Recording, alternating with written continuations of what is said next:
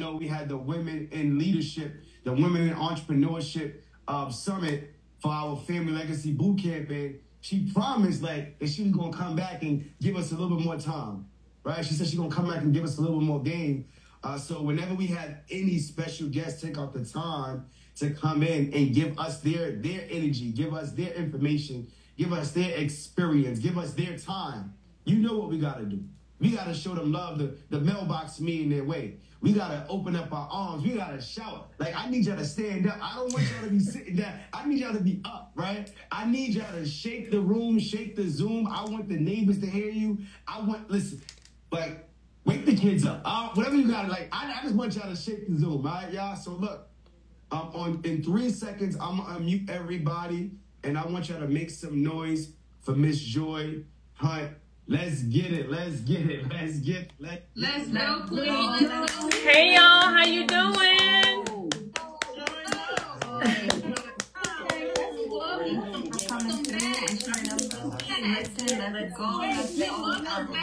Hey, y'all.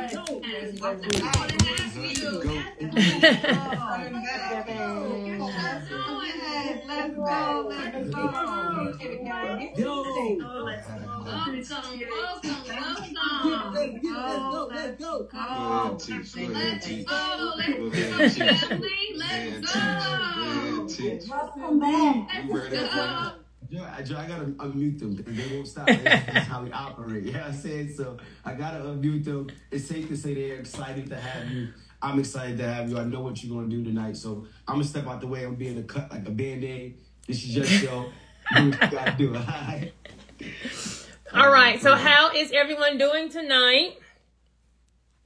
So before we get started on asset protection, how do we start and grow our business but not lose everything? I need everyone to first put their money hats on, okay?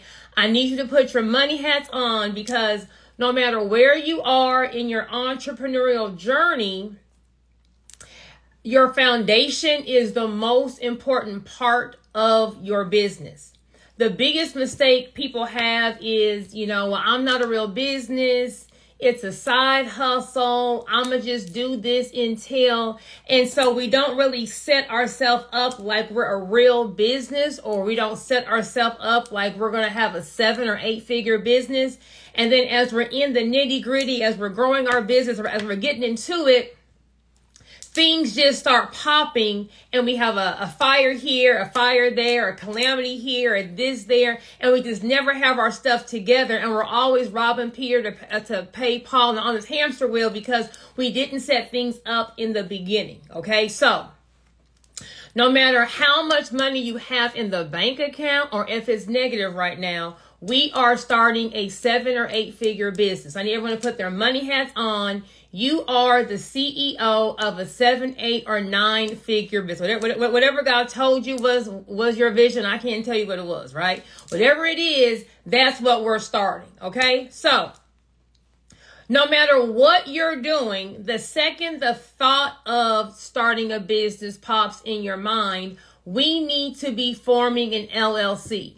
During this webinar, I'm going to say LLC, but LLC corporation, those are your 2 entities of choice. My entity of choice is the LLC because it's more simpler to run. It doesn't have as many corporate formalities, okay? But when I'm saying LLC in this webinar, I'm meaning LLC or corporation. For anyone who missed me when I talked last time, when you are wanting to form a business, the business may have nothing. It may have no assets. It may have no revenue. It may have nothing. But you probably have money in the bank. You may have some real estate. You may have a car. You may have a trademark. You may have some assets. When you come out here in these business streets, it's grimy. When you come out here in these business streets, it's eat or get eaten, killed or be killed, okay? There is no two-stepping. I was just kidding. Oh, my gosh. When you come out here, you're putting everything on the line. So we can't come out here not protected. So the second you think, I want to start a business, we're forming our LLC. Not because the LLC is worth anything, because you are. So when you form your LLC, you're separating you from the business.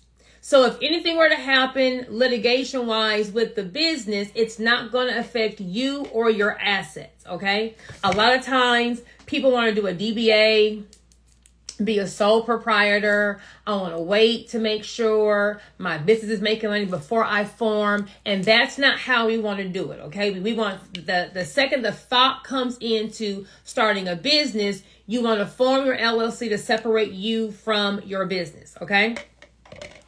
Real quick, some business structure things. You want to make sure that you have a business address on your LLC. If you are working from home, you'll want to get a virtual address. You can go to companies like Opus, Regis, physicaladdress.com. It's not going to be a P.O. box. It's not going to be a mailbox, but it's going to be a business address. When you Google the address, some kind of corporate or commercial real estate is going to pop up. We need to have a virtual address. We also need to have a registered agent. That needs to be a person that is going to be receiving mail on behalf of the LLC. It's also going to be the person responsible for receiving that lawsuit, okay? Every year, if you already have your LLC, you want to make sure that you check your address every single year because you may have moved. If you have an old address, you won't get notice of a lawsuit being served to you. If you don't have notice, then you can't respond to a lawsuit. If you don't respond to a lawsuit, you will lose a lawsuit by default judgment, saying you never responded, so you lost. Well, I do good business. I'm not going to ever be sued. It's grimy out here in these business streets. People get sued all day, every day, not because they're wrong. A lot of times we just have some grimy people. For example, I have a client. She teaches people how to do a beauty supply. She has a mentorship program, costs $10,000. She walks you through the entire process, gives you all the vendors, the systems, everything. One of her students completed the entire class. When it got time for her to get her location, the student didn't have enough money to get the location, so she couldn't do her beauty supply. My client, giving superior customer service, said, well, girl, no problem. Whenever you get your stuff together, I will still come down and help you get everything situated. Well, the girl decided to file a lawsuit saying she wanted her money back because since she didn't have enough money to open the location, there was no need for her to have now taken that class. Well, is that good business on the customer side? No, it's not. But she still filed a lawsuit. The problem is my client did not update her address for the registered agent, and she had already moved. She never received the lawsuit, so she couldn't respond to it. So she lost a $10,000 lawsuit that, had she responded to, would have gotten thrown out because the girl took the entire class, but she didn't respond to it, okay? So in business, things can go wrong that you're a part of, your employees are part of, or there are just people out here who are just trying to get over on you. So you want to make sure that we're setting ourselves up for success, okay? Now, a lot of times people feel like, well, I formed my LLC, so I'm good. Forming your LLC is the first part. The second part in keeping our business structure is going to be running it like it's Walmart. That's the kind of term I'm going to use, running it like it's Walmart. So we want to make sure that, number one, we have our LLC and that it's active. Every single year, you're going to have to file some kind of annual report or file an annual report and pay a fee to your state. If you don't do that, then your state is going to make your LLC inactive. So right now, this is Joy and this is Joy's Barbecue, but I didn't file my annual report, and so now my LLC is inactive. It's like I don't have an LLC. So now I'm out here doing business, exposing my house, my car, the money in the bank. So if someone were to come to my restaurant, I left the macaroni and cheese out overnight, didn't know it. It was spoiled. Everyone who had macaroni and cheese today got sick. There's a class action lawsuit and I lose. They're now going to be coming after me, not Joy's Barbecue, because at the time of the lawsuit, Joy's Barbecue was inactive, which means I wasted my money filing an LLC because I don't have any LLC protection. Okay? So number one, you want to make sure that your LLC is active. So contact your Secretary of State, find out who is the governing board as to who is responsible for filing the annual report. In some states, the Secretary of State is where you file your annual report. In other states like Texas, there will be a different department that will be running the annual report. So you want to find out who that is and make sure that you have filed your annual report and paid your fee. If you haven't, then your LLC is going to be inactive. So you're going to now have to file the forms, pay the fee to reactivate your LLC. Now, since we're talking about being a mailbox millionaire, when it comes to funding and we're doing our business structure, you want to make sure that we have a low risk name in our LLC if we're trying to get maximum funding, okay? Certain names banks consider high risk due to either the likelihood or the higher likelihood of filing bankruptcy or chargebacks.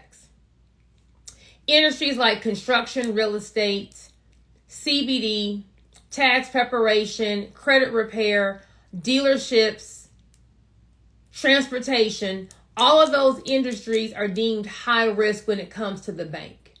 So you may not, if I have a transportation company, I may not want to call my LLC Joy's Trucking. I may want to call it something more general. J&J Holdings, J&J Solutions, J&J Global, J&J Enterprise. I can then get either an assumed name certificate or a fictitious name certificate. Some states may call it a DBA for my LLC to be able to do business in another name. So I can still do business, have my flyers, advertise as Joy's Trucking, but on my corporate documents, on my banking documents, it'll say J&J Solutions. So when I'm walking into the bank, they don't really know what kind of industry I'm in. If you have already put the high risk industry name in your LLC name, we can't amend it, because whenever you amend something, you got to take the original and the amendment together. So the bank will already see, hey, you have this high risk industry in your name. So nothing you can do if you already have it in there. But if you don't have it in there, you may want it to be generic. If you do have it in there, leave it alone, because you don't want to mess up with the credit age. You can form another LLC after you build out or get your funding on your high risk LLC. Then just copy that same blueprint and then start building out the business credit profile for the second LLC. So we got our LLC. We're going to have a business address on there. If you use your home address, you may want to go ahead and amend that to update it with the Secretary of State to have a business address. So you don't have your home address on the World Wide Web. We want to make sure that our registered agent's address is going to be an updated current address. You want to make sure that you have filed your LLC annual report and that you have an active LLC. Anytime you're thinking about doing another business venture, that also needs to be a separate LLC. So if I have Joy's Barbecue, and Joy's Barbecue is my main source of income, right? I am slinging and banging. I may have some real estate. I may have some vehicles, and I may also own my trademark. Joy's Barbecue is paying on my bill at the business and at home. I decide that, hey, I want to go into massage therapy. So I'm going to do Joy's Massage Parlor, right? I'm not that good. I don't ask people, are you allergic to anything? And maybe I put some almond oil on a customer and they have a nut allergy. She now breaks out in hives, and she doesn't have her EpiPen. It has a whole phylactic issue. And so now she's suing me, for, causing this allergic reaction. If I had just thrown in Joy's Massage Therapy in with Joy's Barbecue and the customer sued me, she's actually going to be suing Joy's Barbecue, because that's the only LLC or only business structure that I had. A DBA, a sole proprietor, that's not a real structure. It doesn't separate you. So if I were to lose the lawsuit, she then will be able to touch everything that Joy's Massage Therapy has and Joy's Barbecue has. We don't want that, because now the cash flow in my main business is going to be stunted. Now I'm looking at losing everything. If I can't keep my doors open, if I can't keep paying my employees, if I'm losing my assets, now I got to start over from square one. Depending on how you handle stress, you may be eating too much, not eating too much. You want to jump over a bridge. And here's my monkey. This is when the monkeys come into play, okay? The monkeys equal stress. So now that you can't pay your mortgage, now that you can't pay your bills, now we cussing and fussing at home. Now we got to tell our kids they got to come out of ballet and basketball and band.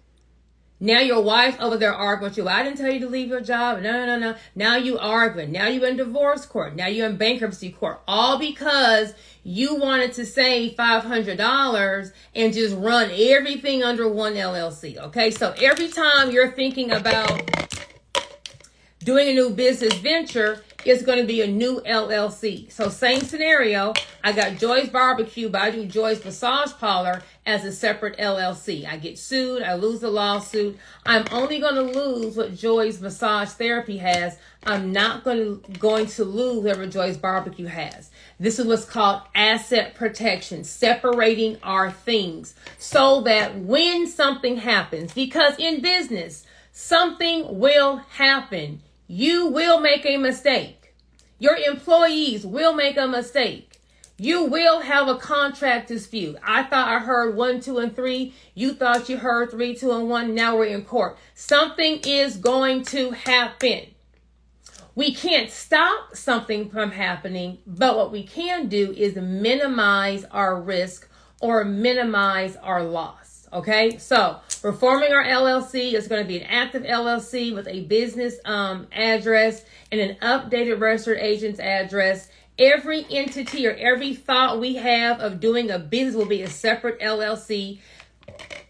Now we have to run it like Walmart to keep the asset protection laws or benefits to us. So number one, every LLC needs to have an operating agreement. If you're a corporation, you need to have bylaws, okay? An operating agreement is going to be the contract for the LLC. It's going to determine who owns it, what is the ownership percentage, how are the profits and losses distributed. Even if you are the sole member of the LLC, it's a corporate formality, meaning you just need to have it just because. If you have a corporation, not an S-Corp is not a business entity. It's going to be a tax election. If you have Inc. or Corp or incorporated at the end of your name, then you're a corporation. You're going to have a little bit more. You're going to have bylaws. You're going to have annual minutes. And you're going to have to go ahead and have a board, have like that first meeting at a board of directors. That's the paperwork we need to have a valid LLC or corporation. The next thing that we're going to need to have is going to be business insurance. Depending on your industry, depending on your state, depending on if you have a brick and mortar, what you're doing, you need to make sure that you have some form of business insurance. If you have a brick and mortar or a location, 9 out of 10 times your landlord is going to require you to have a general liability policy. So a policy, so if someone were to fall and hurt themselves, if anything happened at that location, you would be protected. If you have a brick and mortar location, or if you are selling a product, you may want to also look into having something called business interruption insurance or business loss insurance. Business interruption or business loss insurance is going to mean if something were to happen and you cannot do your business, meaning your business is now interrupted, then we will still pay you. So when I had a salon franchise, I actually had a hair boutique. I'll do the hair boutique scenario. I had a hair boutique in a shopping center, and next to us was a clothing boutique. And the clothing boutique literally burnt down. Boyfriend, girlfriend broke up, and he threw one of them what they call cocktail, something like he threw like a little bomb in her boutique and the whole thing just burnt down. But I'm in a 3-level shopping center. I'm on the 2nd level. Her shop burnt all the way down, but there's something called smoke damage. Smoke got in the walls in the entire shopping center. So we had to literally move out, take everything out. Like we got to take everything out, including our fixtures, and the actual shopping center had to take everything out, strip everything down to the sheetrock, and get the smoke out, and then rebuild everything in. Okay. Well, we had to take everything out, all of our fixtures. We were out of business because, we couldn't be in there, and it took them about 3 to 4 months to fix everything. Well, how many businesses can survive without having cash flow for 3 to 4 months? Now, I didn't do anything wrong. I didn't cause the fire. It wasn't due to anything that, was my fault. But in business, stuff happens. Okay. Life isn't fair, so you want to make sure that you're protected. So I'm the kind of person, I didn't even know about business interruption insurance, but I told my agent, whatever you have, I want it, because in case something happens, I don't want to say, oh, I wish I would have known. So with the business interruption insurance, what they did was they took our tax returns and they took our POS system and our profit and loss statement. Whatever we made the year before for that month, they paid us for this year. So since you can't operate because your salon, it has nothing in it but beams, and you're out of work for 4 months, every single month they mailed me a check for the same amount I made the year before. Okay, so business interruption or business loss insurance is an insurance you want to look at if you're selling a product or if you're in a brick and mortar location. If you are running your business and you're not the most important person, or you have a person who you cannot run this business without, they are the engine of the business. If something were to happen to them, it would take you 6 months to a year to recoup and find someone like that. You want to look into something called key man insurance.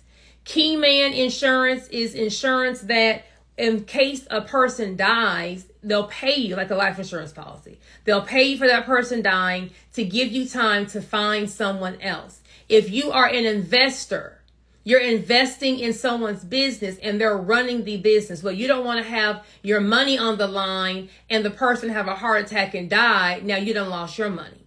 Well, how are you going to insure someone's life? It's called business. Okay. You want to make sure that you're protecting your investment. So there's key man insurance. Anyone who is doing a service may want to look into something called E&O or errors and omissions insurance. Okay. If you were to make a mistake, this insurance covers you. So if I'm in transportation and I am transporting oranges, but I take oranges to HEB instead of taking the oranges to Publix. Well, not me, my employee. Well, HEB, which is the grocery store if you're not in Texas, is still waiting on their oranges. But my driver dropped their oranges off at a different location. So now the person who hired me doesn't get their inventory on time. They're missing out on sales. Plus, now we got to go buy the inventory again. Well, who do you think's paying all those fees? You, the owner of the transportation company. Okay, so you want to make sure that if you make a mistake, if you advise someone to get insurance 1, 2, and 3, and they need a 3, 4, and 5, if you make a mistake or if your employee makes a mistake, errors and omissions insurance will protect you, will cover whatever is that financial loss. So it's not coming out of your pocket. Okay, so insurance is going to be the second thing you need to have. Well, I don't really have enough money. Take them nails off. Stop buying them bundles. Stop dating them girls. Get out the hookah bar. Go inside. Insurance is a must. You cannot run a business without having insurance, because when something happens, you're going to lose everything. And the whole part of asset protection is to make sure that we're protecting what it is that we're working for. So we have our LLC is properly formed. We're going to have our operating agreement or our bylaws. We're going to make sure that we have insurance. Next, we want to make sure that we have contracts to protect us, okay? Number one, we aren't doing business with a handshake. Well, that's my friend. That's my cousin. That's my family. So we agreed. There is no friendship. There is no family. There is no love in business. Period. It's business. So when you're running your business like Walmart, is Walmart going to do a deal on a handshake? No. Is Walmart going to say, well, since you're my sister, you know, I ain't going to make you sign this contract? It's business, okay?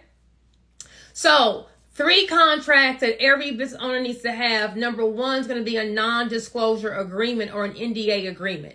It's going to be like a confidentiality agreement. So anything you don't want your biggest competitor to know or your biggest enemy to know, that's what needs to be in this non-disclosure agreement. If you and a potential business partner are talking about starting a business, or I have this idea and we should do this, we don't need to be having any kind of conversations about what you think, what we should do without someone signing a non-disclosure agreement. If you only have the idea and not the money, the second you tell someone your idea, they don't need you anymore. The example I always use is Kim Kardashian had Kimojis back when emojis first were popular. It was an emoji with her face on it. Kim Kardashian did not come up with that idea. A guy said, oh my God, this would be a great idea for Kim Kardashian, got a meeting with her, and he pitched her the whole thing. Well, what did Kim do? Kim said, great idea. She went and trademarked the name, and she started the business without him. He spent all his money fighting her in court. He is now homeless, but he did not have a non-disclosure agreement. A non-disclosure agreement says whatever is discussed between these two parties cannot go anywhere else. If I bring you this idea, you cannot do it without me. So now she done made millions of dollars on an idea that wasn't even hers.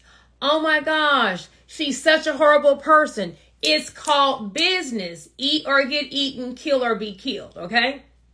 There are no do-overs in business. So we want to have a non-disclosure agreement. If you have employees that are around any kind of information that's important, trade secrets, your client list, your vendor list, they are knowing how you make something. They're knowing your systems, your procedures. You want to make sure that they're signing a non-disclosure agreement. Okay, so they can't just leave your business and then go take all your database or all your clients and go sell that client list to your competitor, or go pitch your clients and be like, hey, I used to work X, Y, and Z, but now I'm here, so come over here. Okay, a non-disclosure agreement. The second contract you want to make sure that you have is going to be a copyright transfer agreement. We want to make sure that we own all of our intellectual property or all of the intangibles of our business. So a logo is one of the most important parts of a business. Why? If you're driving down the street and you see golden arches, you don't have to see the word McDonald's. You already know that that's McDonald's. You're going to pull on in if you're a McDonald's kind of a person. The copyright rule is whoever creates the content owns the content. So if you hire someone to design your logo, although you pay them, they still own the rights in your logo. If you hired someone to do a photo shoot for your brand and you pay them, they still own the rights to the photo. If you hired someone to do your videos and you pay them, they still own the right to the video. Copyright can only be transferred like real property. It has to be in writing. So a copyright transfer agreement, you would give it to the person who's created the content for them to say, hey, I am now transferring ownership of this intellectual property to you, so that now you will own your logo, you will own your photos, you will own your videos. I don't know how old y'all are, but there's a rapper called Cameron, and back in the olden days, he took this picture with this like pink, I don't know what you call them jackets. Them jackets that everyone in New York wears that have like a big old hoodie and it's really big. He had a pink jacket on. And this picture just became iconic, right? Well, maybe 6 months ago, Cameron put that picture on t-shirts. Who got sued? Cameron. Well, how you gonna sue Cameron? He can't put a picture of himself on there. He didn't take the picture. So the photographer sued Cameron, but he said, hold on, that's my photo. You can't put that photo on a shirt and sell it. And Cameron said, yes, I can. It's me. They went back and forth in court, and Cameron had to run out of there and cut that man a check. Okay? Whoever creates the content owns the content. So when you're starting off small, you don't think you're going to be anything. You're just trying to get the business started. You got bills and bills and bills, and the account is negative. You don't know when you're going to hit. If you are working your business, you're going to hit one day. You're going to have that opportunity that just takes you to that next level. You can go from 0 to 100 real quick. And when you hit, you want to make sure that you own everything. If you don't own everything, people will then come after you. Another example would be out in Georgia, out in Atlanta, there's a brewery called Sweetwater Brewery. 30 years ago, they hired a family friend, paid them $500 to design their logo. 30 years later, they sold their business for $300 million. Well, what do you think that family friend did? Correct. He sued them because he said, that's my logo. And he sued them for $30 million. So you want to make sure that whenever you have someone creating your content, that you own the content. Okay, so we have our non-disclosure agreement. We're going to have our copyright transfer agreement. We're going to have our operating agreement. So those 3 contracts, I have them on my website. If you need a template, you want to make sure that you have those 3 contracts, okay?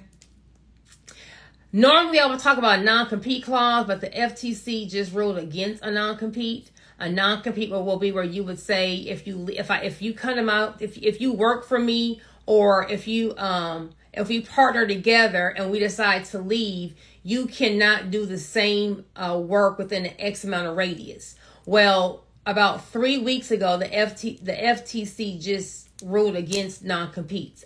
So as of August of 2024, unless the current litigation that's going on doesn't prevail, non-competes will no longer be valid. Okay, so if you signed a non-compete at your job, it's not going to be valid unless you are an executive or you're higher up. Those non-competes will still be valid, and a non-compete to no longer disclose the value or the amount of a sale of a business, that will still be honored. But non-competes now are about to be a thing of the past. So if you are a business owner, how you need to protect yourself is making sure that whatever you have someone in your business, in your mix, understand that every employee isn't going to be with you forever.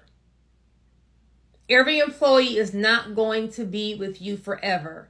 And sometimes an employee may leave on bad terms. Okay, so don't just confide or tell an employee all your stuff, all your business, all your trade secrets, all your ins and outs, because when that person leaves, you don't want them then taking all of your knowledge, setting up shop across the street, and now they're competing with you. Now, to protect our name, to protect our other intellectual property, there will be a trademark. A trademark is going to protect your business name, your slogan name. So if you want to protect your name so that no one else can use it, that's a trademark. If you have a course and you want to, protect the name of the course. If you have a product and you have a cute name for the product, you want to protect that name, that's going to be a trademark. If you make something, you make the best barbecue baked ribs and you now have your own barbecue sauce. Anything that has a recipe or a formula, that will be either a patent or a trade secret. So if I have Joy's Barbecue, I have the best barbecue sauce in the world, but I'm busy, I'm booked.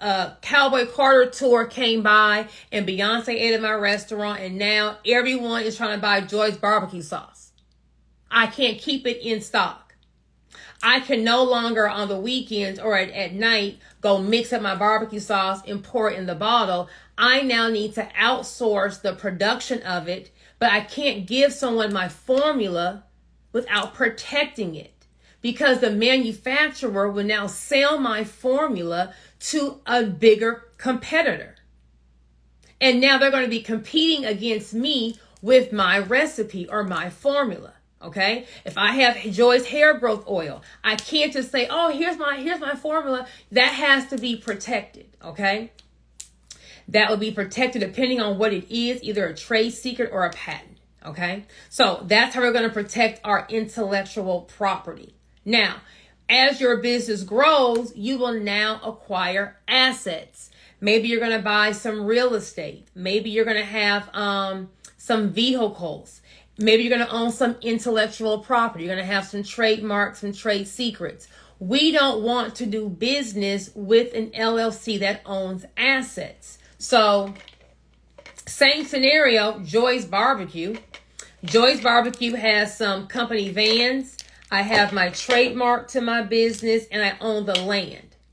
Same scenario, I left the macaroni and cheese out overnight, didn't know it. Everyone who came the next day got sick. Class action lawsuit. I was wrong. I lost the lawsuit. When they come to sue me, they're going to take whatever assets I have to satisfy the judgment. So they're going to come knock on my business door, and they're going to seize whatever it is that I own and go sell it and take that money to pay off what's due them. We don't want that. Okay. So we want to form what I call is a holding company. A holding company is going to be an LLC, but what makes it a holding company is how we're going to use it. So I'm going to form a holding company to only hold my assets, meaning the deed will be in my holding company's name. The trademark application will be in my holding company's name. The title to the vehicle will be in the holding company's name. Joy's Barbecue isn't going to own any assets. I'll have a lease agreement between the two entities. So every single month, Joy's holding company leases the vehicle, the trademark, the real estate to Joy's Barbecue. And Joy's Barbecue every single month pays a lease fee. Everything I'm saying has to be a real transaction. It's not just, oh, I own them both and I signed a lease agreement. There has to be a real payment made every single month. So same scenario, left the macaroni and cheese out. They sued me. Joy's Barbecue gets sued. Well, you'll get whatever chairs and tables I have in there if you want to waste your time picking that up. You'll get whatever money I have in the bank if I have any money by that time, because you would have already zigged and zagged. But they won't touch your hard assets. You're separating your assets of the building from the operations of the building. So when something happens, you don't lose everything.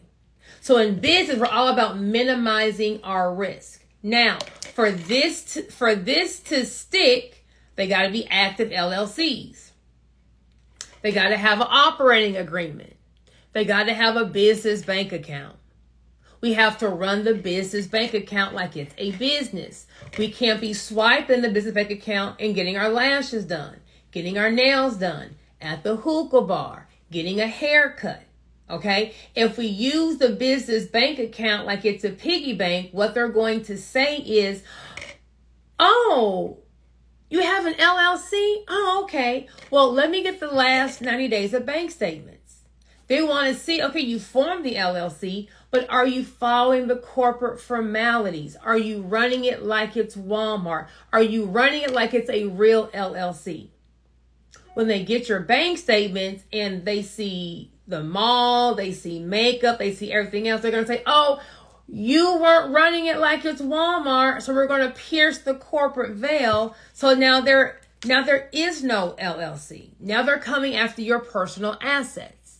Okay? So getting an LLC or getting a holding company, that's the first step. But now we have to run it like it's Walmart for it to stick. How I'm here tonight telling you how to protect your assets, there's a group of attorneys down the street having the same meeting on how we're going to pierce through all the stuff I'm telling you what to do. So every single month, if you're going to have this kind of structure, there needs to be a lease agreement. if something were to happen and you were to get sued, once opposing counsel finds out, oh my gosh, the LLC that they're suing doesn't own anything, he's now trying to get to the money. He's now going to subpoena the holding company's bank records. Let me see where these lease payments were made.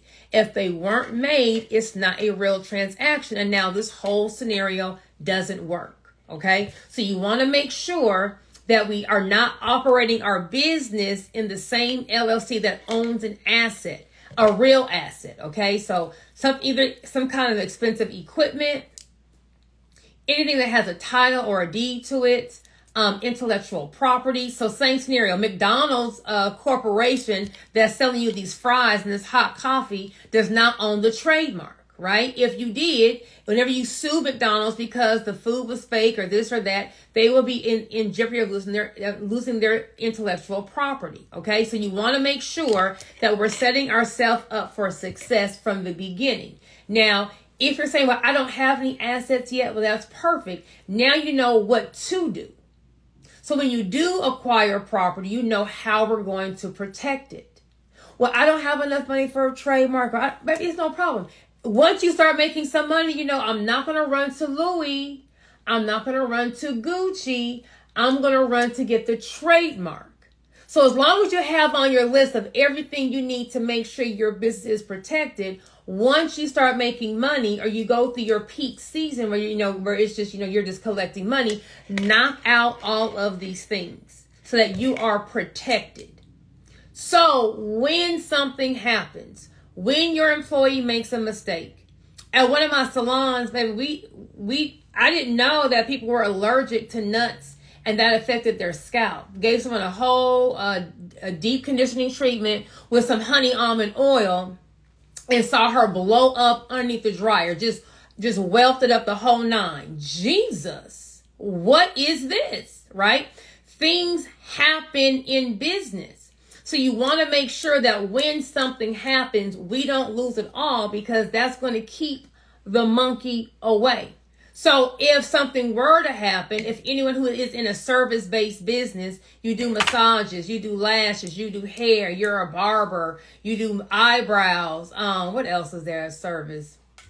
You do tattoos. Everyone needs to be signing a waiver of liability agreement. The second that lady blew up underneath the dryer, oh baby, waiver of liability. If you walk into my salon, I'm braiding you, I'm putting chemicals on you, I am altering your hair.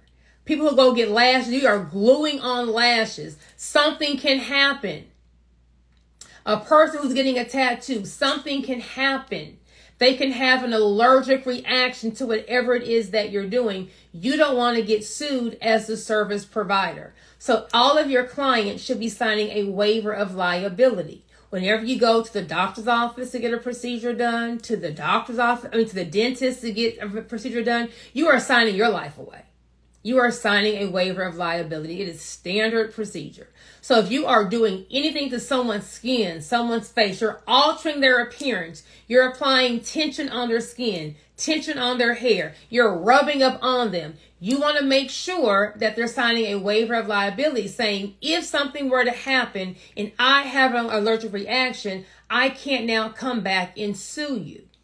Now, a waiver of liability will not protect you from negligence. So if you're negligent, like it's your fault that this happened, nothing can protect you from that. But an allergic reaction, she didn't like it. I just posted a girl on my Instagram page maybe last week. She went and got some kind of funky facial and all her skin came off, right? Baby, when you add chemicals to your face, things happen. Okay, so you want to make sure that everything is protected. So we got our LLC with our business address, our updated registered agent's address. We're not going to have a high-risk industry in our LLC name. It's going to be an active LLC. We're going to have a separate LLC for every single business venture. We're going to have a holding company that's going to hold our assets. And we're not going to do business with an LLC that has assets.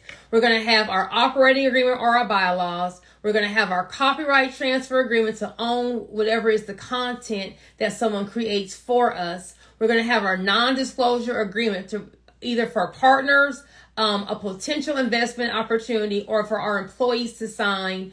We're going to make sure that we have our trademark or trade secrets for any kind of intellectual property that we want to protect. We want to make sure that we're having a waiver of liability if we're providing a service.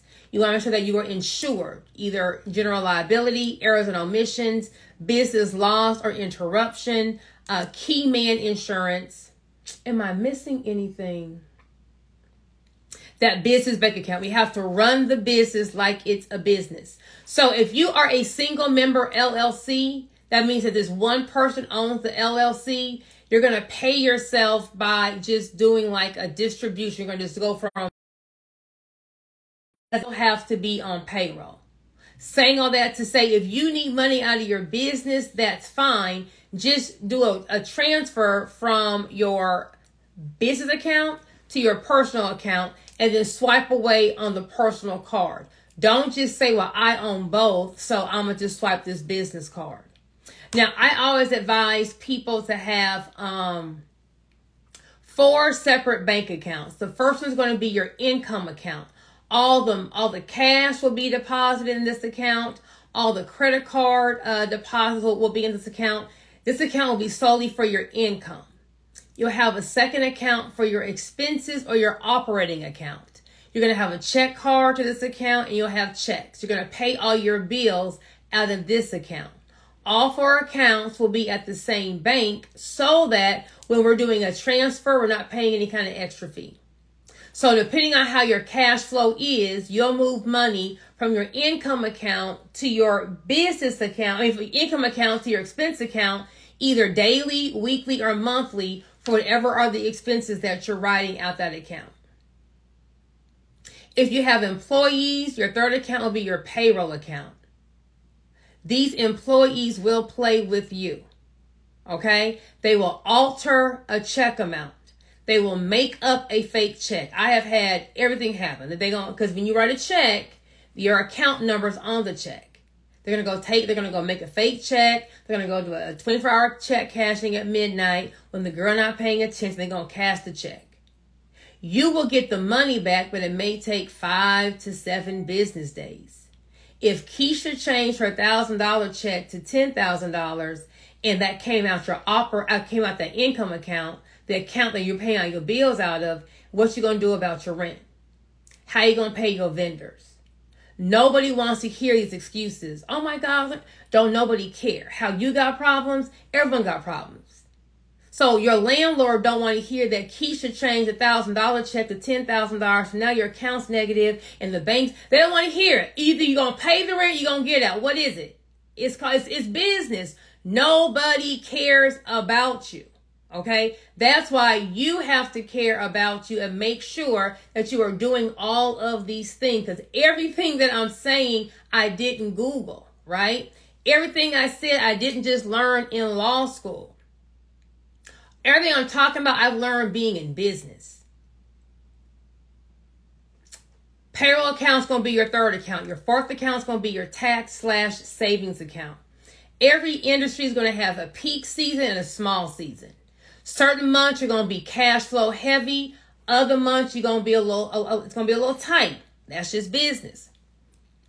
You want to know what are your cash flow heavy months and start putting some money aside in a tax/savings account. So on our slower seasons, on our slower months, we can pull $2,000, $5,000, $10,000 out this savings account to cover rent, to cover payroll, to cover some new equipment. Once you start making money, you're going to have another business partner called the I, the R, and the S. We can't play with the real alphabet boys. Okay, they're not to be played with. So when you go to your CPA and y'all go back and forth with what's going to be the final number, and he slides you what you got to cut the IRS, you want to have at least an account sitting somewhere that has some money to put towards what you have to pay for these taxes. Making the money in business is not the hardest part. Managing the cash flow is what's hard. So if you have everything coming in one account and you get a chargeback, or an employee writes a fake check. I've had employees make up fake checks, but it only hit my payroll account. So all I had to do is go tell my employees, hey y'all, Keisha did a fake check, so all y'all checks about to bounce. Tell me what your NSF fee is, and at work tomorrow, I'll have a cashier's check with the NSF fee for what it was due to you, and I will, have your money for you. I'm not having to explain nothing to my landlord, nothing to my vendors, nothing to what's going to make my business flow. So you want to make sure that you're protecting yourself. So the 4 accounts will be income account, expense account, payroll account, or taxes/savings. If you don't have a payroll account, then you just need income, expenses, and tax/savings. Now, when you start to go and get funding, you're going to have to provide your bank statements. You may live a fun lifestyle, right? So maybe you're saying, hey, I don't really cook, so I just DoorDash all my meals, or I just Uber Eats all my meals. Well, underwriting is going to ask for 3 months of bank statements. They're going to be going through your bank statements, and you don't want to be judged as to how you spend your money, right? So they may not think that it's fiscally responsible to be eating out every single night. Well, I don't here to know what I'm doing because it's my money. So if you have a separate account, your income account, that's going to be the bank statement that we're giving to the bank. All it's going to have is cash deposits, ACH deposits from your Square, Stripe, Clover account, and then wires. It's going to be nice and clean. Can't no one judge you that you went to the strip club and took all your clients out and you done turned up in Miami. There's going to be no judgment because they don't see all what's going on. Okay. Once again, no one's looking out for you. You have to look out for yourself. So business bank accounts, making sure that your business account reflects the income that your business really makes. The hardest thing for a small business to get funding is not that they don't make enough money. They can't show that they make enough money. So if you're in a cash heavy business, you're a barber, nail tech, stylist, lash girl, whatever, when you get that cash, you have to go to the bank. Once the cash hits your business bank account, now your business got credit for it. But what will happen is you make $1,000 today. On your way home, you go to Walmart, you go get the kids some snacks, you go get some groceries, you pull that cash out and you spend it. It never hit the business bank account. Now, 6 months from now, you're going to say, oh, I need to go get a company car. I need to go get a line of credit. I need to go get me a storage facility. And when you pull the business bank statements out, on the application you wrote, you made $100,000, but this bank account says you made $50,000. Now, here we go. Well, hold up. I got Cash App. Does Walmart take Cash App? No. So why are you taking Cash App? Once you start making a certain amount of money, they're not going to believe that you're actually making this money legit.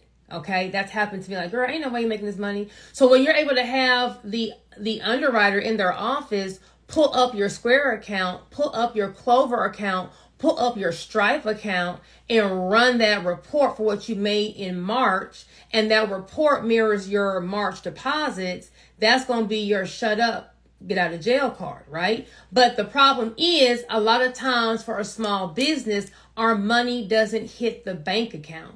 So now when it's time for us to go apply for a loan, to go get a line of credit, to go get a vehicle, we don't show what we're really making. So either have a daily, a bi-weekly deposit day where don't spend the cash before it hits that business bank account. Now, once it hits, you can go on ahead and wire it to your personal account, but it has to hit so that your business gets credit for having that amount of income, and that's what it's making.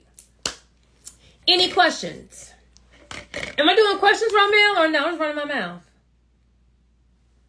Oh, yeah. We're going to do like 10 minutes of questions. So, okay. We got to unmute everybody. I need everybody to unmute, make some noise. Y'all already know how we operate. Y'all already know. Y'all already know, man. So thank you. No problem. Thank you.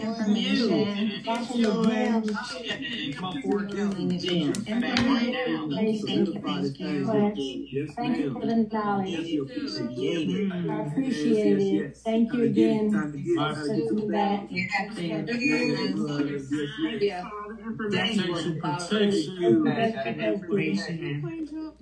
All right, perfect. So get straight to your questions, y'all. Please, not the backstory. All right. get straight to your questions and we can get through as many people as possible because I see a lot of hands, y'all. All right, so first we got Taiwan. What up, Taiwan?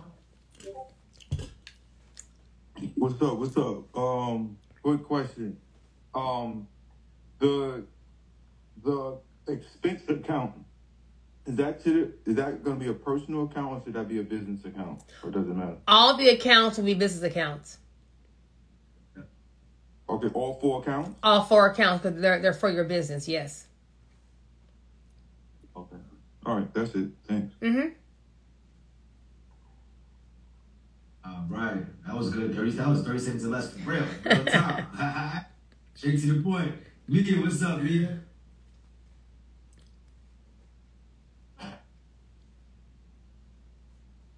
Hey, Joy. Thanks again. Hi. 2 quick questions. Mm-hmm. Hi.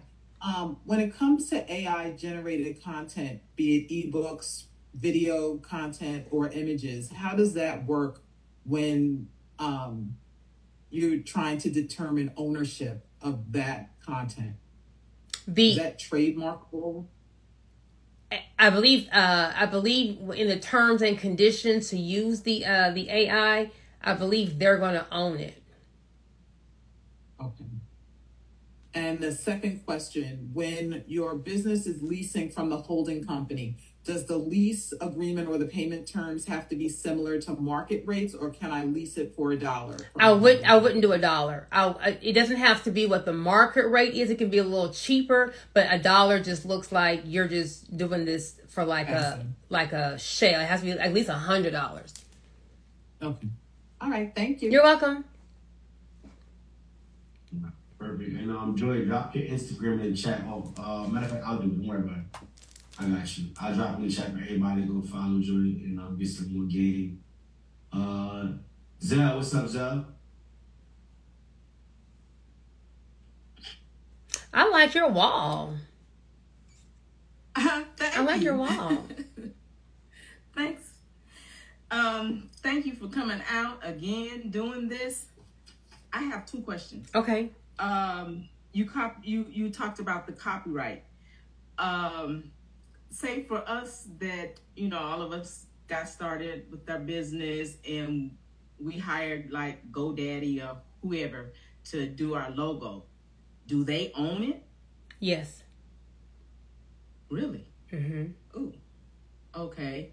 And so if I try to use it with some other business, can they sue me or they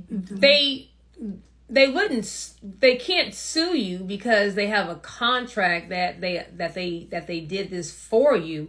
The issue would be they have an ownership interest in the logo. So once your company gets big, they're going to be coming after you for money, saying that that's their logo. So if you had someone do it and they won't sign it, I always say go to a new graphic designer and just ask them to tweak your logo a little bit. But have them sign the copyright transfer before you make payment. Okay. My other question, is it a good idea or can we put our business in a trust? You can. What are you trying to do for putting your business in a trust? Oh, nothing. I just wanted to know. You can. In case. I just wanted to know ahead of time. So. Yes, you can. Okay. That was it for me. All right. Thank you. You're welcome. Appreciate it. Zell got the good questions always. But there's a point. Kana, what's up, Kana?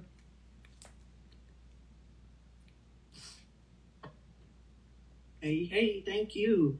Okay, 2 quick questions if you don't mind. Oh, okay, sorry. If I payroll myself, that's what we're here for. If I payroll myself, does it automatically make it to where I have to like S corp, or is there more an income thing that would take me into that? In order to be on payroll, you would have to make that S corp tax election because an LLC member can't be on payroll.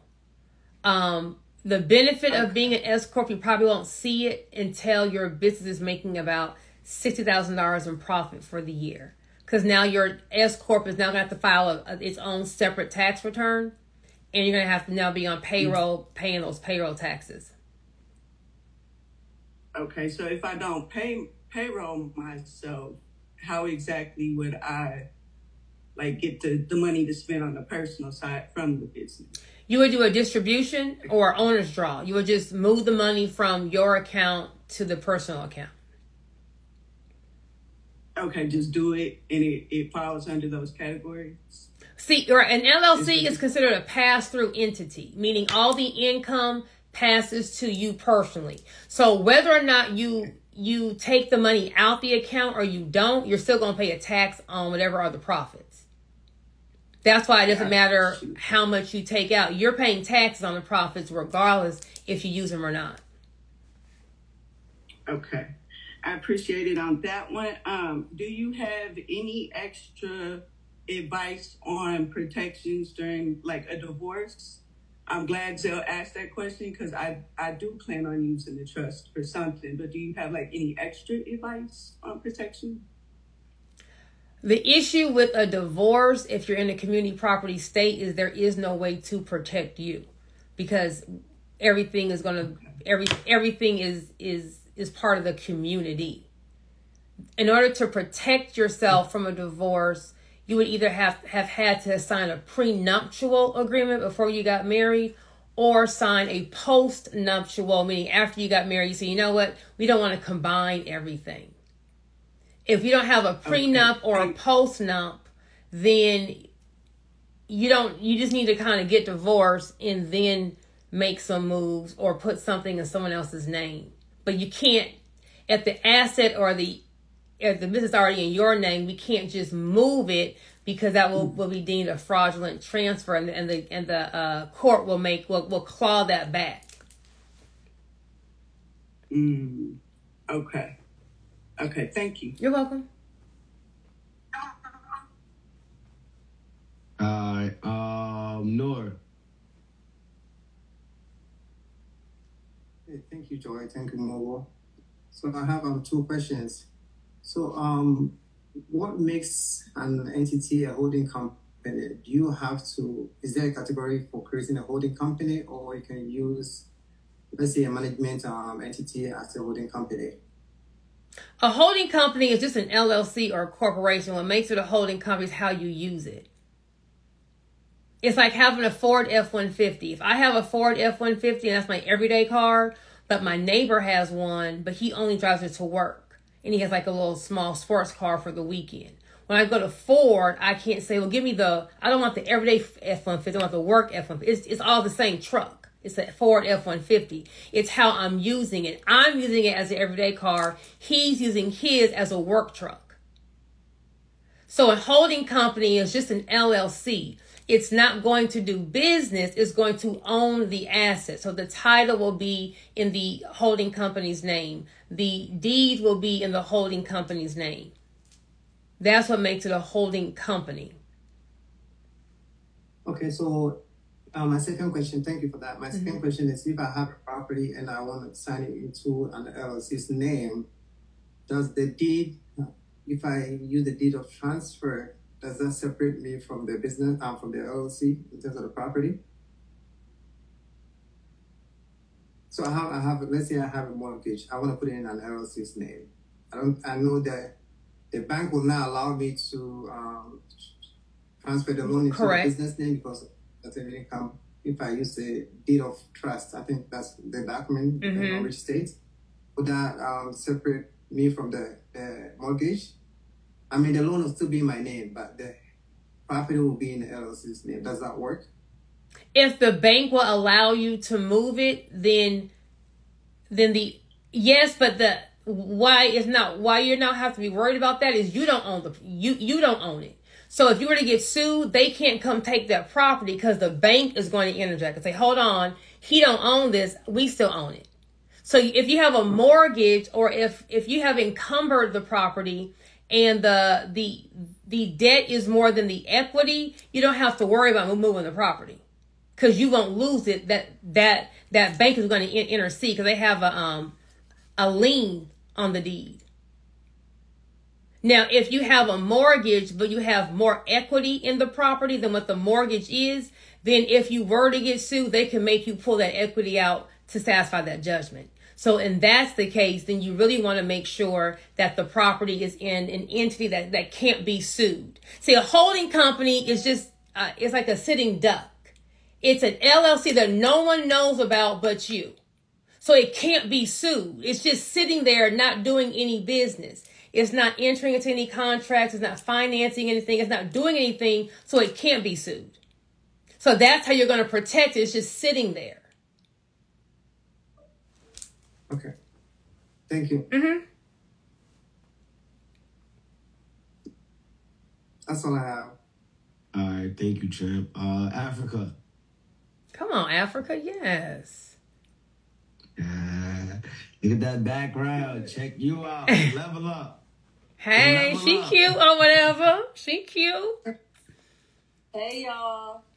Okay, so, well, you basically answered all of my questions, but the only other question that I had is that I recently, after Ramel taught us not to put our businesses in use our personal address for our businesses, I got an amendment and got an amendment done, and it was changed on the state side, or in my,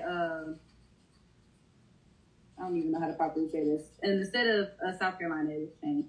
But when I tried to go get my DUNS number, my Duns and Brad, it was telling me that my information didn't match.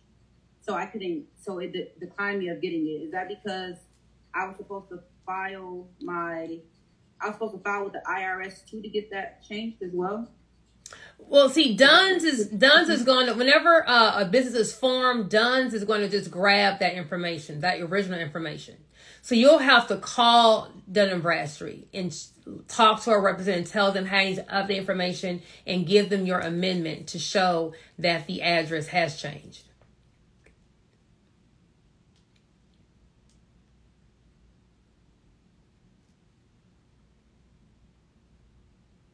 Okay, thank you. You're welcome. And also, can you briefly explain the difference between a C Corp and an S Corp? Because I'm kind of confused on, is it just like a tax difference? Okay, so an S Corp is not an entity. So if you want to form an entity, you have two choices, an LLC or a corporation. And the corporation is going to be what's called a C Corp. Both an LLC and a C Corp, they don't have the best tax laws. An LLC is going to pay a 12.4% self-employment tax on all the income on top of the income tax. A C Corp has double taxation. So when the business makes money, it pays the tax. And then when it pays the owner, there's another tax. So the IRS said, if you don't like the way that y'all being taxed, and you can ask us to tax you as an S Corp. So your entity is at the state level, the taxation's at the federal level. So an S Corp, you're either an LLC or a C Corp being taxed as an S Corp.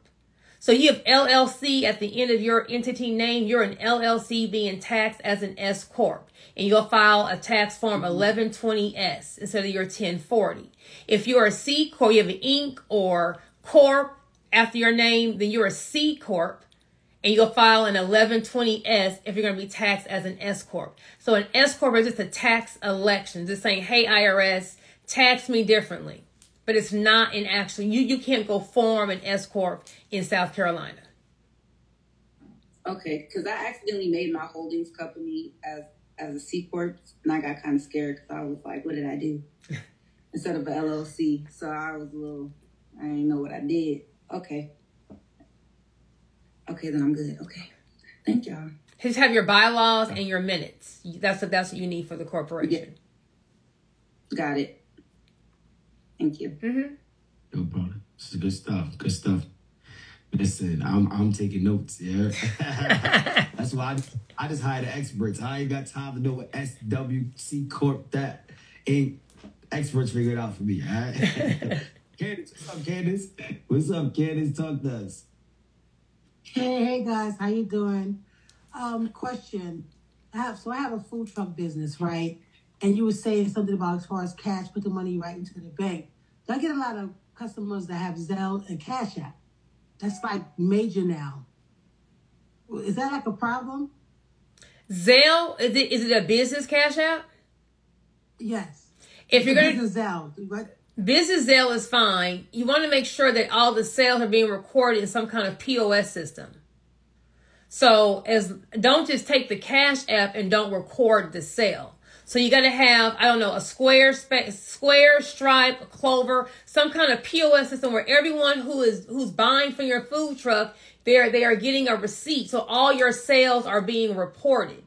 So you have a third-party document that verifies what you're making. So when you walk into the bank, you're walking in with your reports and your bank statements. If you're getting random Cash App and there's no document to show why you're getting this Cash App, well, where's the money coming from?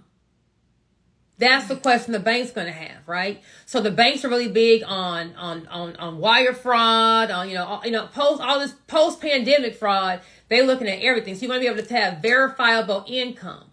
So Zelle will be best. And here's my thing. At Walmart, no one's Cash Apping at Walmart. Right. So I am a big proponent of you need to respect my business how you respect other businesses. If you can't respect mine, that's fine. You're just not my client. All money isn't good money. Right. So have a little sign. We take Zelle, credit card, and cash. Oh, I ain't got it, baby. Okay. Thank you. You're welcome. All right, perfect. Jason. Hey, y'all got questions today. Y'all don't be having this many questions for me. Let's go. Oh, he don't about to be mad. Wait a minute. What up, Jason? What's going on? Yeah, I have two questions. Okay. So I filed my LLC with my personal address. I made it with LegalZoom. I called LegalZoom to create an amendment for me. They said they couldn't amend the address for some reason. Can I do it myself? And where do I get the amendment form from? The Secretary of State. The Secretary of State of where I formed the LLC at? So correct. I formed it in Delaware. Do I gotta go to Delaware and get it? Well, you can go online. The form will be online. From the state I formed the LLC in, or I'm in New York. No, you'll go to the Delaware Secretary of State, and you're going to file an amendment. What are you amending? What address are you amending on Delaware? All they have is the registered agent's address on their LLC. So do I have to amend it with the IRS? Because all my mail goes to my personal address, and I think when I Google my business, my personal address shows up.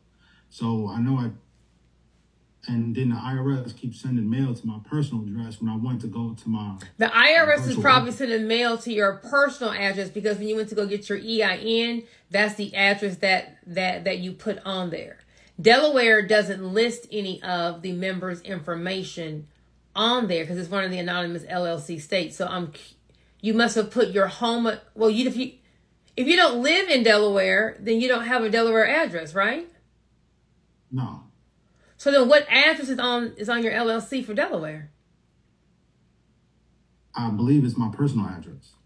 Delaware doesn't list the address on their LLC information. It's going to be the name and it's going to be the registered agent's name. There is no personal information on the Delaware Articles of Organization. I formed this LLC so long ago that I really don't remember exactly. But I know I want to stop the mail going to my personal address, and I want it to go to my virtual address. So if you want to check, the IRS, you got to do a form. It's going to be changed to responsible person. Is it 20? Let me see the form number. I'm drawing a blank. Like a 4358. You see, IRS change responsible party. Yeah, I'm pretty sure it's the EIN. 8822B is what you want? And you're going to fill it out for your business. You want to change the name Because when you do your EIN, someone has to be responsible for the EIN. So you probably put your address there. So whatever address you want the IRS to contact you at, you will then just change it on that 8822B. B is for the business. Gotcha. Okay, thank you. All right, the second question is, all right, when somebody posts something on Instagram, right? Who owns the picture?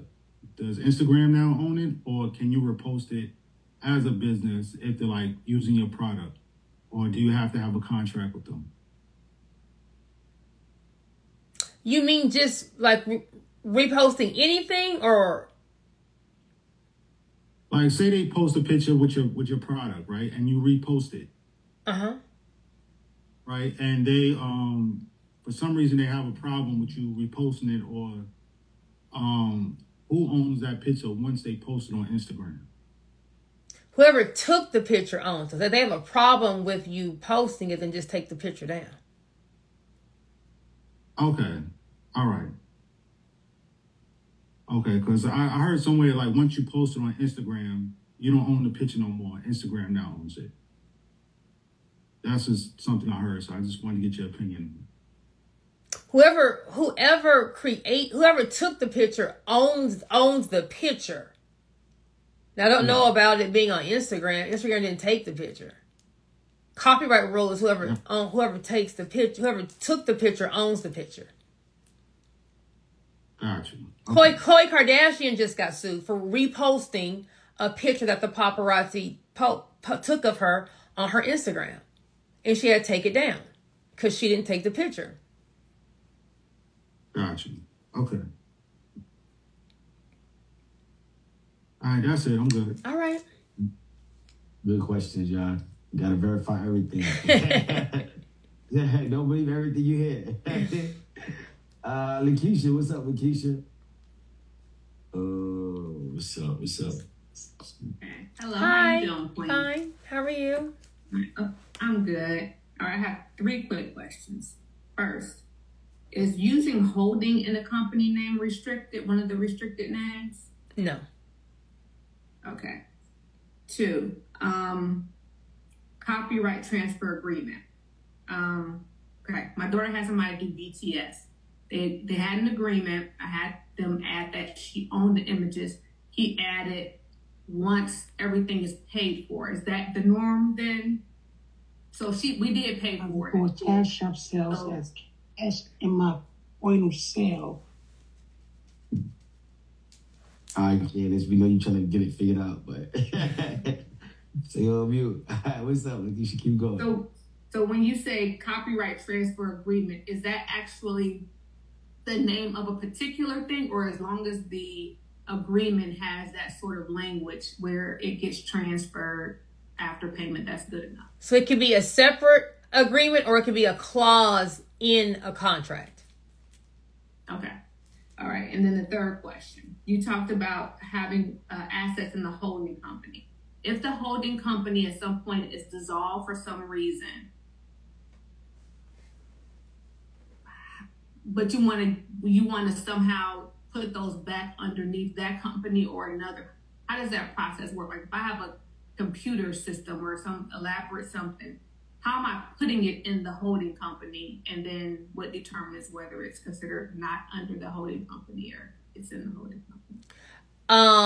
If the item has any kind of title or deed or any kind of paperwork for it, that will be in the holding company's name. If you have some kind of expensive equipment, you can kind of put a serial number on it and then have a lease agreement that will list that serial number on it. So computer that has serial number 4465 is owned by, like, you'll have like a list of what you own for the holding company, then you'll have a lease agreement to be able to use it. Okay. And then, I mean, is just some document we have over to the side, we just say that this company owns these assets? If you're doing like a computer software, something that doesn't have a title to it, like expensive equipment will have a title to it where you're actually transferring the ownership. So normally a holding company is going to be for like your big assets. Okay. Thank you. You're welcome. All right, perfect. Kevin. My God. All right. How you doing, Miss Joyce? Hi. Great to see you again. Thanks for the gems. Every time I see you, you just really, really putting it down. Appreciate it. So I got a couple of questions. One is, you mentioned the key insurance. Is that the coverage that helps identify what type of income you have that's been coming in from month to month? Is that what that key insurance is? The key man insurance is to insure a person. So let's just say you invest $1 million with Mogul, and he is supposed to run he's going to start this business. He's going to run it for you. If Mogul dies, well, who's going to run the business? It's going to take you some time to let's say knock on wood. But it's going to take you some time it has to be someone who is very important to the business. You may have a receptionist who runs everything, and you can't operate a thing without her. And if she were to die, it will take you 6 months, a year to try to understand her role. Right. So that's what a key man policy is for. Okay. If you're talking about a policy for you, I was talking about business interruption or business loss insurance. That's it, business interruption. Okay, cool. So the business interruption is the income that's been coming in from month to month, and if something was to happen down the road, you have a running trail of that revenue coming in. Is that correct? So we have our POS system, we have our tax returns. Yes. Okay. Okay, very good. Our financial, so your profit and loss statement. Okay, cool. And the last question is the post non-agreement. Going back to kind of question,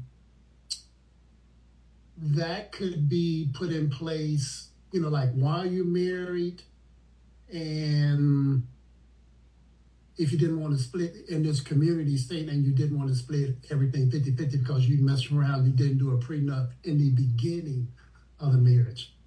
Is that correct? The post-nut agreement? Post-nump, like our prenup. No. P-O-S-T, so a post-nuptial. But the issue is going to be, how long did you wait until you got the post-nuptial agreement? Because if you waited 5 years, well, whatever you acquired in those 5 years is now part of the community estate. So you can say moving forward, nothing else would be part of the community. But if y'all are going to agree, like, hey, we want to just,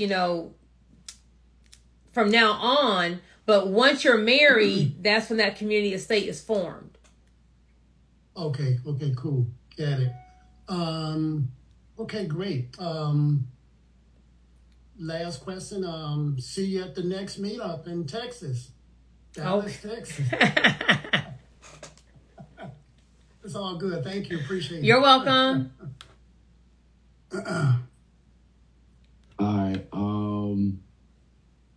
Sasha. Yeah, I got these hands up, man. Y'all ain't playing tonight, Jordan. Hey now. Hey, see. So I have this, I just learned a whole lot listening to everybody else and stuff, but so I have this corporation. I was gonna say S corp, but we all know that ain't what it is now. So I have this corporation, and I learning the stuff I learned about the names, because it was Sunshine's Commercial Cleaning, and it has been since 2006. So I wanted to change it, for funding purposes. But I just hear Joyce say that amending it probably ain't gonna do nothing anyway. So now I did amend it, and now it's Blue Sun Enterprises. However, I feel like it ain't worth nothing no more. What can I use it for now? It's nothing. That is not what I said. No, I'm saying that's why I feel like it's like I can't do what I wanted to do with it. You know what I mean? I amended it to make it look better, but you're saying it's not going to look any better. But I don't think commercial cleaning is one of those high risk industries. Okay. So it's not so bad as I was thinking. Still build it out, but form an LLC now. Mm-hmm. So form an LLC now. Okay. Build out. You call it Blue Enterprises. Blue Sun. Blue Sun. Mm-hmm. Build out Blue Sun. After you're done building out Blue Sun, you're going to just do the same thing with the one you form now, but the one you form now has already aged. So by the time you're done with Blue Sun, you'll probably at least be a year old. It's amended though. It's the same one. It was. I just amended it. Tomorrow you're gonna form another LLC, and she gonna just sit in the corner and just wait.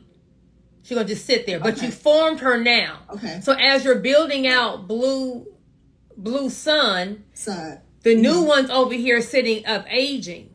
Okay. So now once we build this profile, now we go back to the other one. Now she already got a year's credit age on her.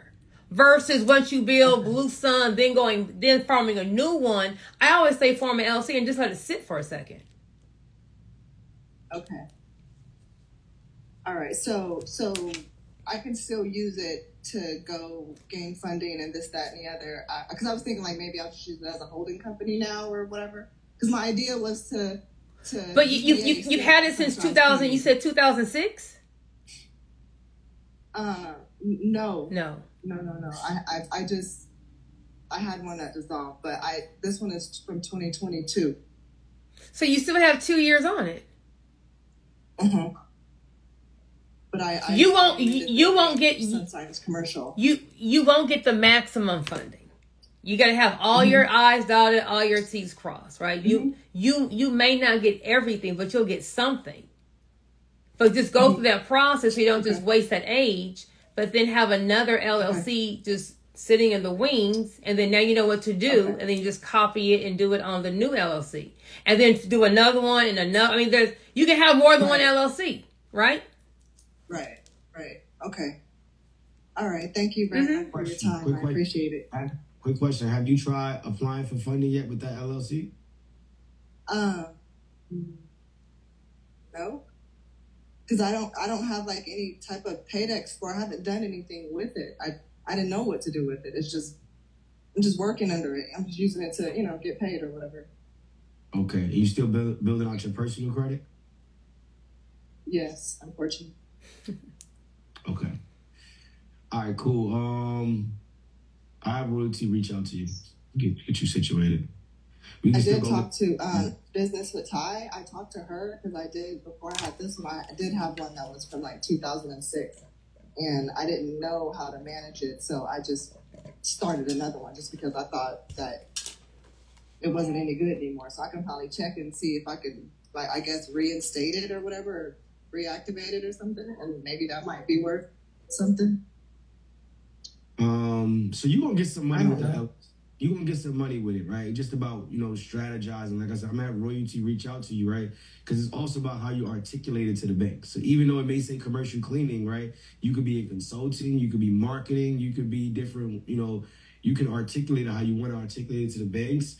And you got age, so you don't want to like lose that age. You want to make sure we use it, like Joy was saying. So it's some money sitting on that LLC. We may have to get creative and get a capital partner or somebody like a personal guarantee. Something got to be done, but it's money on LLC that we just sitting on it. So we'll have we'll get something figured out for you.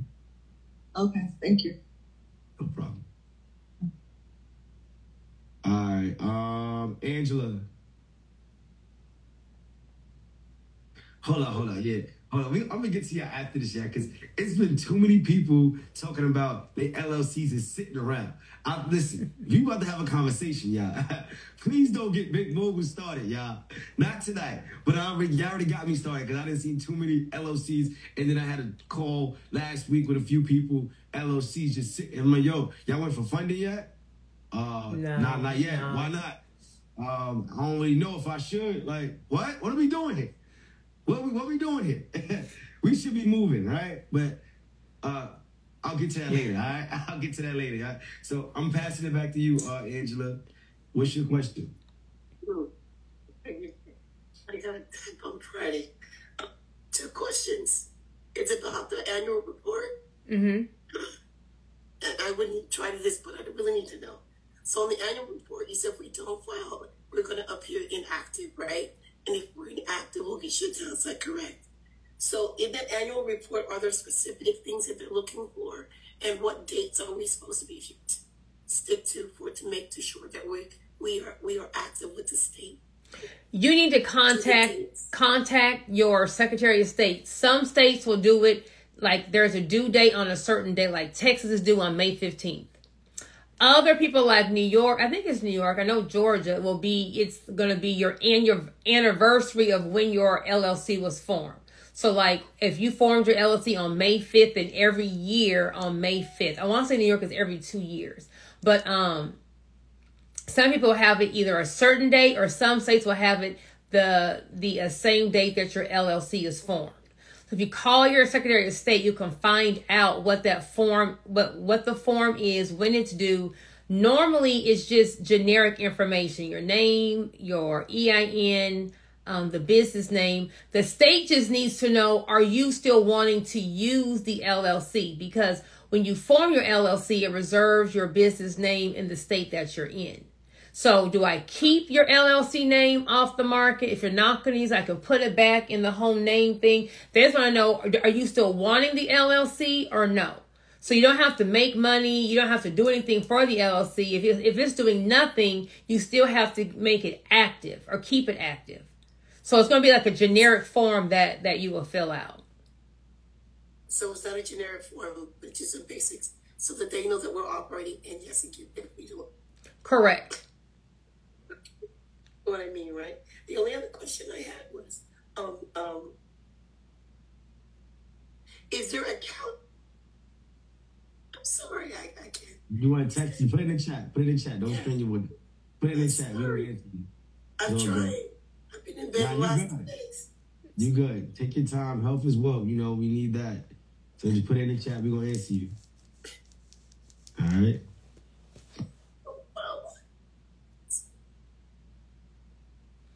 I lost my voice about 4 months ago, so I know the struggle.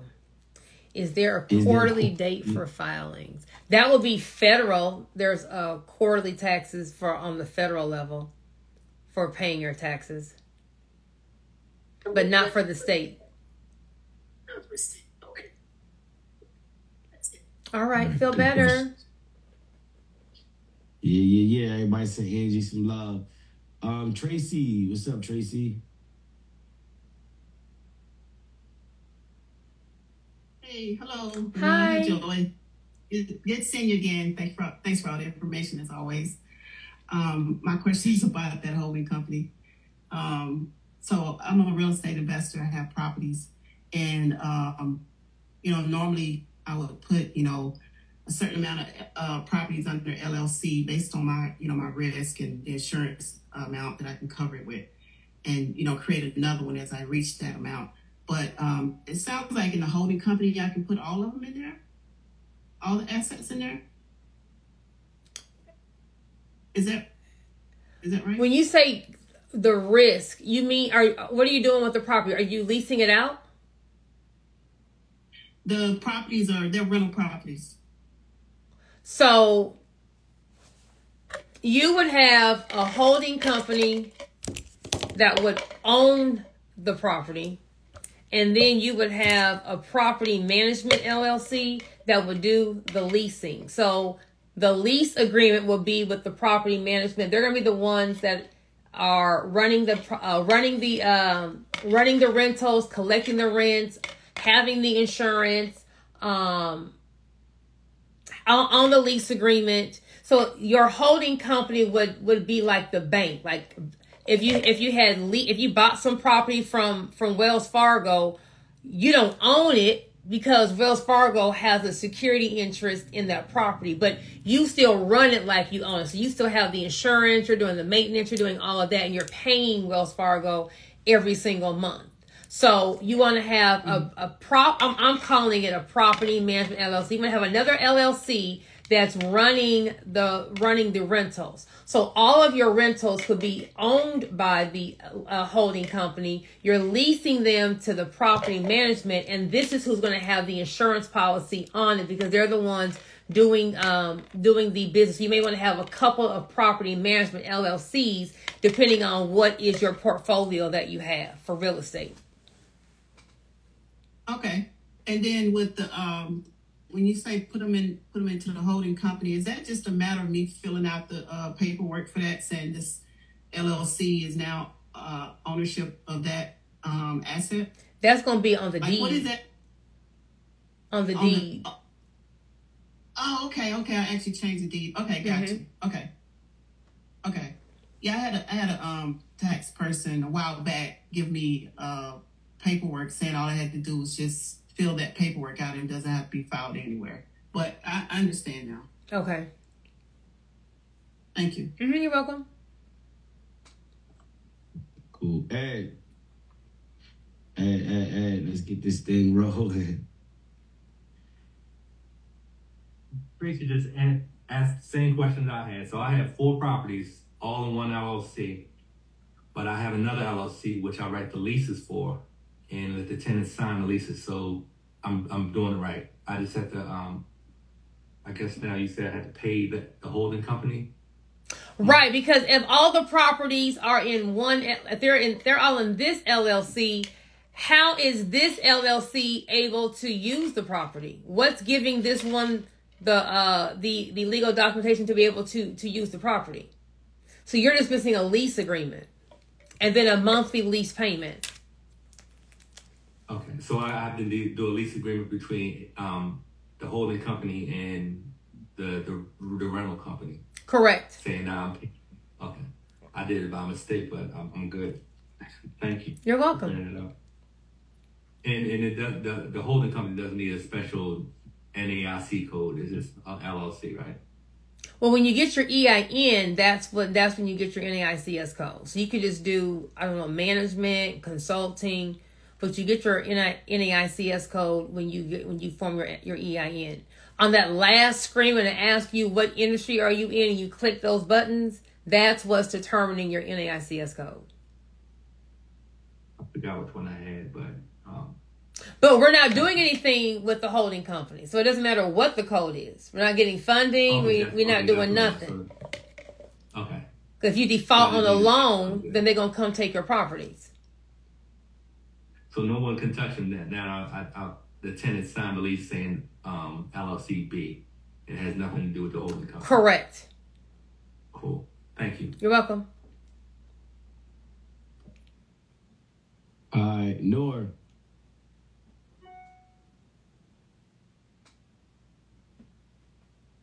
Hey, Joy, I'm back. You're back. I had a couple of questions. I want to hold up, other folks from answering asking their questions. So my question is, I have 2 LLC. One would be a holding one would be the operating one. I have 2 vehicles that are paid off. I want to either lease one of my vehicles to either the holding company or the operating LLC, or because none of these 2 businesses are making any income, I can lend one of the business money, a loan, let the business buy my own car so that the business will own the car, and then so that I can just write off the expenses and have the car as belong to the business and use it for the operation of the business.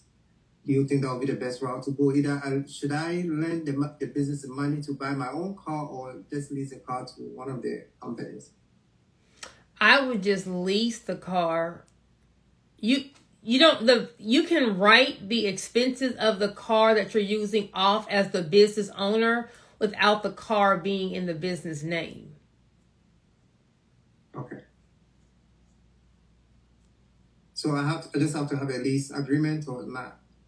Don't have any agreement. Don't make any agreement.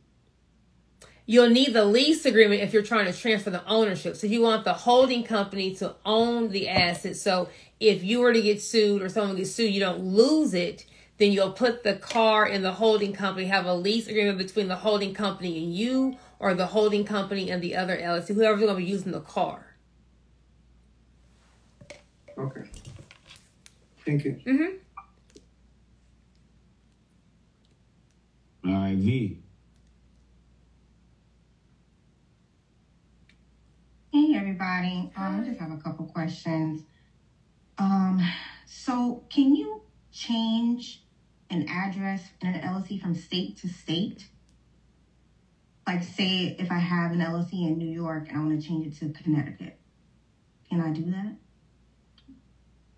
You want to change the LLC address? Yeah, from one state to another state. So you want to have a New York LLC, but you want it to have a Connecticut address? Or do you want a Connecticut LLC? Right. I want it to be because it's really old, so I wanted to keep it, but I'm in Connecticut. Then register it as a foreign LLC in Connecticut. You'll have to keep both LLCs active. So you have to file your New York annual report. And then you'll have to do your Connecticut. You have to keep both of those states' reports active. But you'll file your New York LLC as a foreign LLC so that you keep the age of the New York LLC. And then you're just using, now it's licensed to be able to do business, get banks, do things in Connecticut now. Okay.